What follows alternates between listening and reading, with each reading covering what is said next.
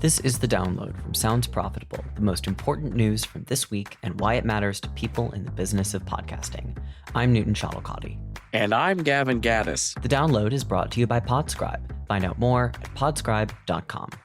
This week, what the Saab 900 can teach podcasting, Tubi report gives glimpse into the Tube ecosystem, how data and insights work together, and podcast superfans are super spenders. Let's get started.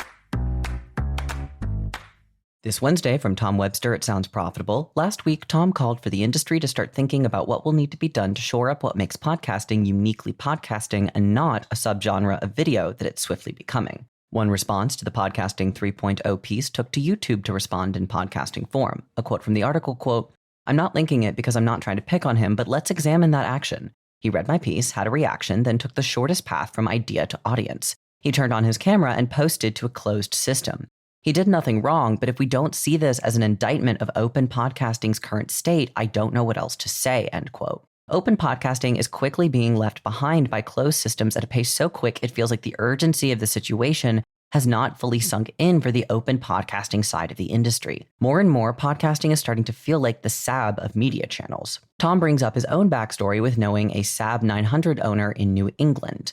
A Swedish-built car lauded for its safety and build quality, but all of the positives of a reliable family sedan designed by an airplane manufacturer come with the downsides of non-standard parts and over-engineered systems that require significant engine disassembly just to change the oil. The Saab 900 was a beast of a sedan that effectively hung around the neck of its owners like an extra mortgage payment. Outside the Swedish ecosystem of shade tree Saab mechanics around every corner, American Saab owners were shelling out big dollars to have their 900 serviced by a licensed specialist. And even with regular maintenance, little quirks would form in every car, such as the fuel gauge simply not registering anything between entirely full and bone dry. As the driver of a mid-2000s Buick, Gavin can relate. Then General Motors bought into Saab and eventually took over the company by 2000. Then Saab was gutted and GM started slapping Saab badges on Chevy Trailblazers and Subaru Imprezas. They were cheaper, more reliable in the US, more easily maintained than a real Saab, but also devoid of anything unique to a Saab. And thus, the Saab brand faded from memory. As Tom says in his piece, the quirks were the point. Quote, "With commercial radio declining and spoken word audio content increasingly in the hands of video and music platforms, I worry about people developing the audio habit. We can't assume they'll pick it up without exposure. Over my 20 years in podcasting, I've tried to bridge independent and big podcasting, and this is when both factions need to pay attention to the quirks that make podcasting special, while still acknowledging that we just aren't there with the full listener experience yet. I certainly want to help. Otherwise, we risk turning podcasts into rebadged GMC trucks, just content instead of premium content," end quote.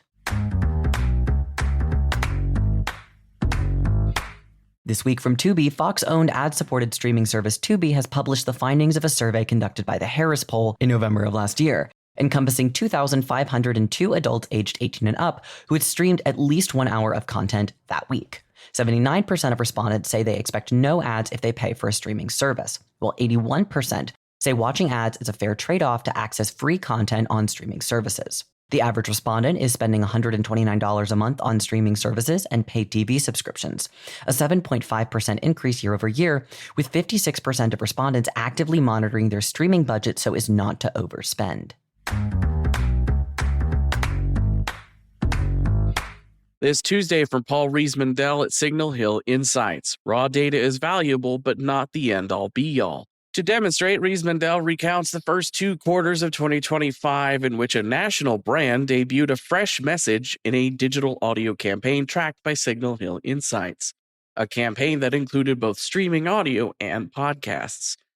In Q1, the brand's early results showed the new messaging was working well across the board, except when it came to brand favorability and consideration in podcasts. At the end of Q1, this marked an important turning point. A person looking at the top-line data would not be out of pocket in presuming podcasting simply wasn't a good venue for the campaign, or the brand in general might not be a good fit for podcasts. This is where insights come in, as Signal Hill Insights crunched the numbers and looked at the broader context. A quote from Riesmandel in the article. Quote, "We actually found that listeners who heard the podcast creatives were more likely to respond negatively to the brand compared to streaming listeners, or even the control group of respondents who did not hear the campaign. This isn't something we see very often, so we went back to reevaluate the creative. It's an important step because ultimately it's the ad creative that listeners are actually responding to. And here, they were more negative than we typically see. Even though the streaming and podcast ads shared a lot of similarities, our experience told us the tone and style were out of place in a podcast. The creative copy points read by experienced commercial voice talent in the streaming ad didn't quite work in the context of a podcast host read. End quote. By combining both data and insight, SHI was able to pitch the idea to the brand that they should go into Q2 continuing to spend in podcasting, but also run creative specifically fitting the tone of podcasts. In the end, the optimization returned a greater ROI on key objectives that wouldn't have happened if the brand had scaled back or completely cut podcasts from the campaign. Last Thursday, from Odyssey Senior Manager Research and Insights to Pika Das, an article looking at superfans, podcast audiences who tune in for more than 8 hours a week, and how they engage with brands that advertise on their favorite podcasts. According to Nielsen Scarborough Research Podcast Reconnect study, listeners only, from last November, which had 53,528 respondents, 60% of heavy podcast listeners are more likely than average to purchase advertised products online. A quote from Das, quote, "As marketers search for more effective ways to reach consumers, podcasts offer a rare direct line to them. While social media users scroll away and TV audiences tune out during commercial breaks, podcast listeners are fully engaged. Podcasts are me time, whether through earbuds, smart speakers, or in the car. Fans form a deep one-to-one connection with their favorite content. That intimacy and attentiveness are difficult to replicate in today's overstimulated media landscape." End quote.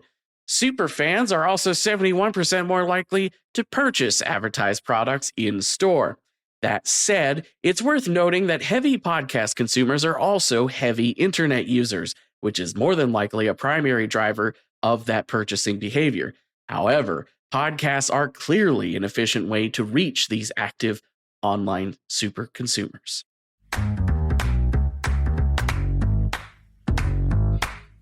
Finally, it's time for our quick hits. These are articles that didn't quite make the cut for full coverage in today's episode, but are very much still worth including in your weekend reading. This week, I've got for you, YouTube is parting the curtain with a free webinar next Wednesday, that's March 26th at 2 p.m. Eastern Standard Time. This will feature Jenny Huang, Senior Product Manager Discovery, and Emma Sweet, Global Product Activation Manager Podcasts. The two will discuss the YouTube algorithm and share key discovery signals that will benefit video podcast performance. Next up, 10 Years of Amplify and Podcasting's Evolution, Amplify Media by Stephen Goldstein. This is a look back at April 2014 when Goldstein founded Amplify Media, following a career of working at places like NBC, ABC, and growing Saga Communications to encompass over 100 radio stations. Triton Digital has published their February Australian rankers. BBC Studios has been given exclusive access to the Oracle Red Bull F1 team for the upcoming podcast, The Inside Track, which will cover behind-the-scenes stories and developments from each race throughout Red Bull's 2025 season. And podcast fandom is growing and deepening through multi-platform activity by William Earl. Variety coverage of a new white paper from Wondery titled The Fandom Phenomenon, including details such as 43% of respondents looking for podcast-related content in TV and books, with the report suggesting that this show's podcast talent and studios have the opportunity to scale their brands into multimedia franchises. And that was The Download, brought to you by Sounds Profitable. I know we went through today's stories fast, so be sure to check out the links to every article mentioned right in your podcast listening app or on the download section of soundsprofitable.com.